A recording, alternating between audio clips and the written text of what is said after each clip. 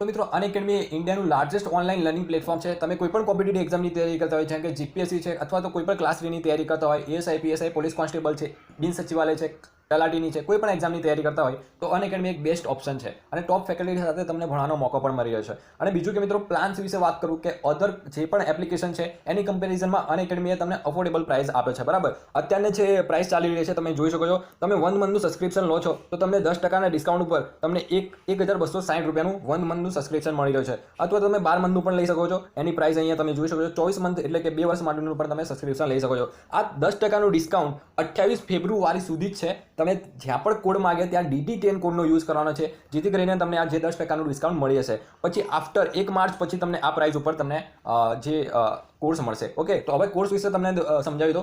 અત્યારે જો 24 ફેબ્રુઆરીથી સ્ટાર્ટ થવા જઈ રહ્યો છે આકાંક્ષા કોર્સ, જે ATDO માટે સ્પેશિયલ છે અને ટોપ ફેકલ્ટીઝ પણ તમે જોઈ શકો છો, હરેક સબ્જેક્ટ્સને અલગ અલગ ફેકલ્ટીઝ મળી જશે, બરાબર। ત્યાર પછી નિશ્ચય કોર્સ છે, જો તમે તલાટી એક્ઝામની પ્રિપેરેશન કરતા હોય તો 24 ફેબ્રુઆરીથી આ કોર્સ સ્ટાર્ટ થઈ રહ્યો છે, નિશ્ચય બેન્ચ, બરાબર। ત્યાર પછી આગળની વાત કરું તો મિત્રો પરિવર્તન કોર્સ છે, પોલીસ કોન્સ્ટેબલ આવનારી 2021ની તૈયારી માટે ખૂબ જ ઉપયોગી થશે। અને બીજું કે મિત્રો અધર એપ્લિકેશનનો કમ્પેરિઝનમાં અનએકેડમી એ બેસ્ટ ઓપ્શન રહેશે। ત્યાર પછીની આગળ વાત કરીએ તો સાયન્સ એન્ડ ટેકનોલોજી અથવા તો એન્વાયરમેન્ટ તમે અલગથી ભણવા માંગો છો તો 22 ફેબ્રુઆરીથી એની પણ બેન્ચ સ્ટાર્ટ થવા જઈ રહી છે। તો જ્યાં પણ તમને કોડ માંગે તમારે ત્યાં DD10 કોડનો યુઝ કરવાનો છે જેથી કરીને તમને 10%નું ડિસ્કાઉન્ટ મેં આગળ બતાવ્યું એ પ્રમાણેનું મળી જશે। હવે અનએકેડમી પર બે પ્રકારે તમે ફ્રીમાં પણ યુઝ કરી શકો છો અને પ્લસ સબસ્ક્રિપ્શન લઈને પણ યુઝ કરી શકો છો। ફ્રીમાં તમને આ બધા બેનિફિટ્સ મળે છે અને પ્લસ સબસ્ક્રિપ્શન લો છો તો તમને આ બધા બેનિફિટ્સ મળે છે। કમ્પ્લીટ સિલેબસ કમ્પ્લીટ કરવામાં આવે છે, અનલિમિટેડ પ્રેક્ટિસ ટેસ્ટ હોય છે, અનલિમિટેડ PDF નોટ્સ પ્રોવાઈડ કરવામાં આવે છે, જે પણ પરીક્ષાલક્ષી ઇમ્પોર્ટન્ટ મટીરિયલ્સ હોય છે એ પણ પ્રોવાઈડ કરવામાં આવે છે। રેગ્યુલર ડાઉટ ક્લિયરિંગ સેશનનું પણ આયોજન કરવામાં આવે છે જેથી કરીને તમને ઘરે બેઠા ઓફલાઈન ક્લાસીસનું જ અનુભવ મળી જશે, બરાબર। તમને જે પણ પ્રિપેરેશન દરમિયાન કોઈ પણ પ્રોબ્લેમ આવે છે તો ડાઉટ ક્લિયરિંગ સેશનમાં તમે પૂછી શકો છો। તો મિત્રો પ્લસ સબસ્ક્રિપ્શન જરૂરથી લેવું, જ્યાં પણ કોડ માંગે ત્યાં DD10 કોડનો યુઝ કરવાનો છે। લિંક ડિસ્ક્રિપ્શનમાં આપેલી છે, તમે કોઈ પણ કોર્સ પરચેસ કરવા માંગતા હોય તો લિંક ડિસ્ક્રિપ્શનમાં આપેલી છે અથવા તો કમેન્ટ પિન કરેલી છે, ત્યાંથી પરચેસ કરી શકો છો। કોડ યાદ રાખવાનો છે, DD10 કોડનો યુઝ કરવાનો છે જેથી કરીને 10%નું ડિસ્કાઉન્ટ મળી જશે।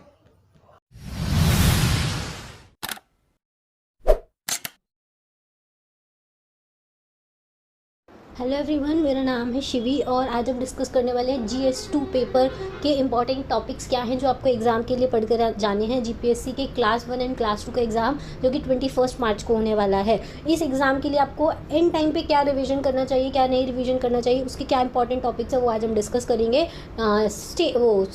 सब्जेक्ट वाइज, ठीक है। तो पहला जो सब्जेक्ट इंपॉर्टेंट है GS2 पेपर में वो है हमारा इकोनॉमी। तो आज हम डिस्कस करेंगे कि इकोनॉमी में आपको क्या क्या रिवीजन करके जाना है, क्या क्या इंपॉर्टेंट टॉपिक्स है जो आपको नहीं छोड़ने हैं इकोनॉमी के ऊपर, ठीक है। तो वो हम डिस्कस करते हैं। तो सबसे पहले तो हमने लास्ट लेक्चर में डिस्कस किया था कि आपको इकोनॉमी कहाँ से कवर करनी है। तो रमेश सिंह की जो समरी है वो आपको कवर करनी है, रमेश सिंह की जो पूरी बुक है वो, या फिर क्लास 11th एंड 12th की आप इंडियन इकोनॉमी की बुक फॉलो कर सकते हो, NCERT की, ठीक है। उसके अलावा इकोनॉमी में जो सबसे इंपॉर्टेंट क्वेश्चन बनते हैं वो बनते हैं हमारे करंट अफेयर से रिलेटेड। करंट में जो इकोनॉमी की न्यूज़ चल रही है, जैसे GST से रिलेटेड कोई न्यूज़ चल रही है या कोई गवर्नमेंट की नई पॉलिसीज़ आई हैं उसके बारे में, तो ये सारी जो चीज़ें हैं वो हमको कहाँ से पता चलती है, करंट। तो करंट तो आपको इकोनॉमी के लिए फॉलो करना ही करना है, ठीक है। ये करंट की न्यूज़ आपको फॉलो करनी है।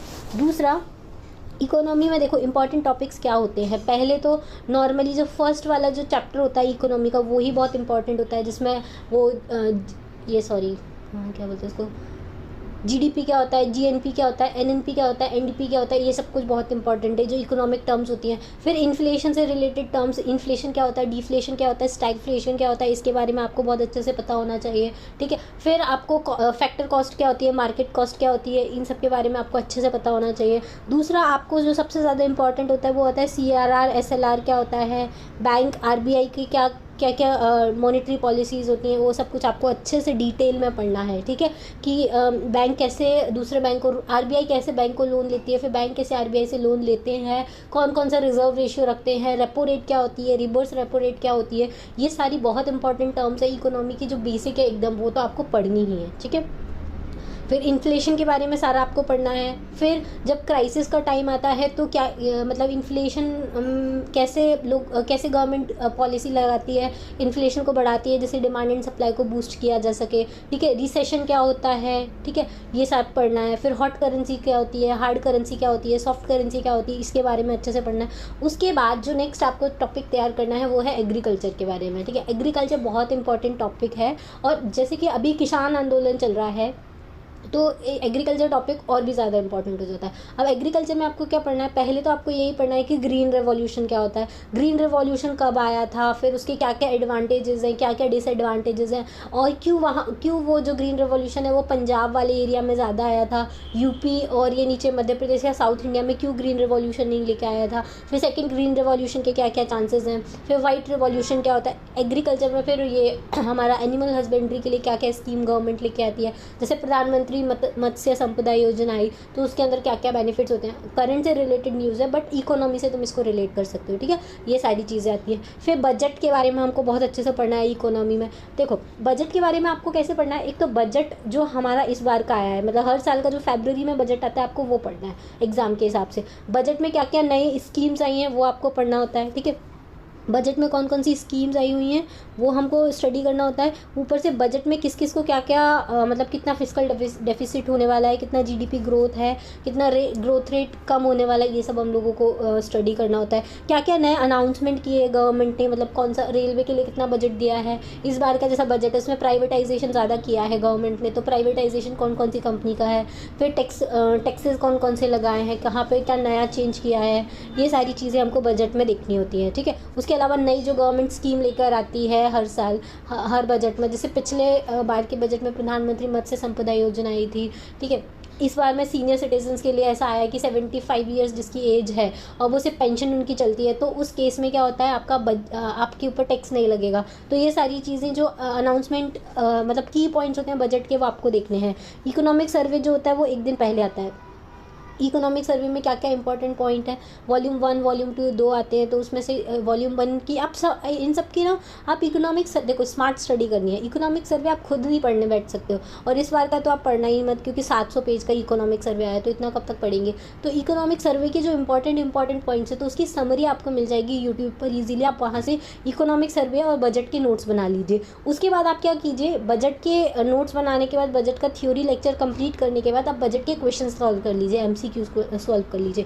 अच्छा, और बजट में ये तो हम लोग करंट अफेयर्स में पढ़ते हैं, लेकिन इकोनॉमी में से हमको क्या पढ़ना है, इकोनॉमी में रमेश सिंह में एक चैप्टर है पूरा बजट के ऊपर, तो बजट के ऊपर उसमें लिखा हुआ है कि इसको क्या बोलते हैं, ये कौन सा आर्टिकल में आता है, आर्टिकल 110 में आता है, 112 में आता है, sorry article 110 for money will, article 112 for the budget, ठीक है। तो इसका कॉन्स्टिट्यूशनल प्रोविजन क्या है वो सब कुछ दिया हुआ है। फिर कौन से कब तक हम लोग जो रेलवे बजट और ये हमारा कौन सा रेलवे बजट और यूनियन बजट को दोनों को साथ में प्रेजेंट करते थे, या कब हम अलग अलग प्रेजेंट करते थे।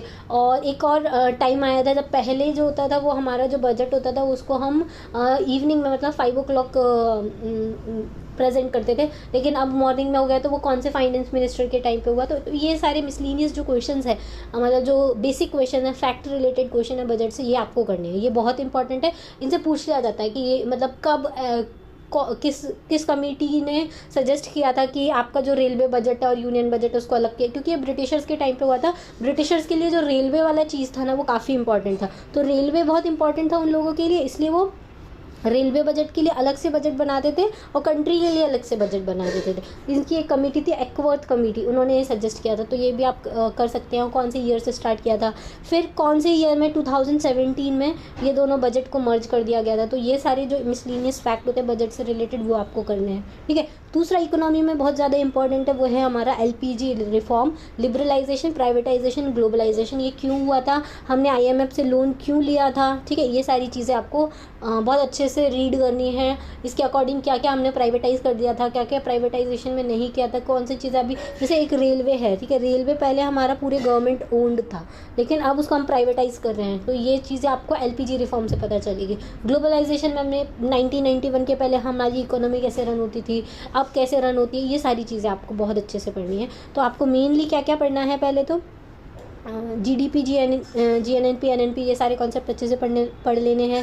फिर आपको पढ़ना है CRR क्या होता है, SLR क्या होता है, रेपो रेट क्या होता है, रिवर्स रेपो रेट क्या होता है, ये बहुत इंपॉर्टेंट है, ओके। उसके बाद आपको इन्फ्लेशन के बारे में अच्छे से पढ़ना है कि इन्फ्लेशन क्या होता है, डिफ्लेशन क्या होता है, रिसेशन क्या होता है, ठीक है। ये सारी चीज़ें बहुत अच्छे से टारगेट करनी है। फिर बजट के बारे में आपको अच्छे से पढ़ना है, एग्रीकल्चर के बारे में बहुत अच्छे से पढ़ना है आपको, अच्छा। उसके बाद आपको ये माइनिंग वगैरह के बारे में भी आप अच्छा पढ़ मतलब इंडस्ट्रीज़ वगैरह जो हैवी इंडस्ट्रीज़ है उसके बारे में आपको बहुत अच्छे से पढ़ना है, ठीक है। अच्छा, एक और टाइप के क्वेश्चंस जो एग्ज़ाम में आते हैं वो मैं आपको बताती हूँ। हमारे जो 5 ईयर प्लान थे, ऑल्दो अब वो नहीं है क्योंकि अब नीति आयोग आ गया। पहले हमारी जो प्लानिंग कमीशन थी वो हर साल के 5 ईयर प्लान निकालते थे, तो इन्होंने कुछ 12 5 ईयर प्लान निकाले। तो आप एक बार उसमें देख सकते हो कि फर्स्ट 5 ईयर प्लान में क्या आया था, किस चीज़ के ऊपर एम्फेसिस किया था। जैसे फर्स्ट 5 ईयर प्लान था उसमें एग्रीकल्चर को ज़्यादा एम्फेसिस दिया था, क्योंकि हमारी कंट्री में एग्रीकल्चर बहुत बुरी कंडीशन में था जब हमारी कंट्री इंडिपेंडेंट हुई थी, इस वजह से एग्रीकल्चर पर ज़्यादा ध्यान देना था। दूसरा 5 ईयर प्लान आया था जिसको मैं स्टक करती हूँ, महालोनाब्लिस मॉडल बोलते हैं उसको। उसमें एक्चुअली क्या होता है, वो हैवी इंडस्ट्री के ऊपर ज़्यादा ध्यान देता है। तो ये सारी चीज़ें आपको अच्छे से पढ़नी है, किसके लिए, इकोनॉमी के लिए, ठीक है। तो इकोनॉमी के सारे क्वेश्चंस पढ़ने हैं, बजट पढ़ना है, इकोनॉमिक सर्वे पढ़ना है, इकोनॉमी पढ़ना है रमेश की समरी से, ठीक है। बजट पढ़ना है, इकोनॉमिक सर्वे पढ़ना है, प्लस आपको क्या पढ़ने हैं, 5 ईयर प्लान्स पढ़ने हैं, ठीक है।